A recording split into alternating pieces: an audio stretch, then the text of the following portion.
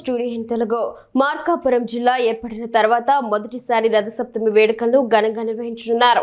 ఉదయం మొదలు రాత్రి వరకు సప్త వాహనాలపై లక్ష్మీ చెన్నకేశవ స్వామి దర్శనమిస్తారు. ఇందులో భాగంగా ప్రధాన అర్చకులు శ్రీమాన్ అప్పన్నచారి తెల్లవారుజామున స్వామివారికి ప్రత్యేక పూజలు, అభిషేకాలు నిర్వహించిన అనంతరం సూర్యప్రభ వాహనంపై లక్ష్మీ చెన్నకేశవ స్వామి మాడవీధుల్లో భక్తులకు దర్శనమిచ్చాడు. ఈ సందర్భంగా పలు సాంస్కృతిక కార్యక్రమాలు నిర్వహించారు. భక్తులు పెద్ద సంఖ్యలో పాల్గొని స్వామివారి దర్శించుకుని తమ మొక్కులు మొక్కుకొని తీర్థ ప్రసాదాలు స్వీకరించారు. భక్తులకు ఎలాంటి సౌకర్యం కలగకుండా ఆలయ కమిటీ వారు తగు జాగ్రత్తలు తీసుకున్నారు. ఎటువంటి అవాంఛనీయ సంఘటన జరగకుండా పోలీసులు బందోబస్తు నిర్వహించారు.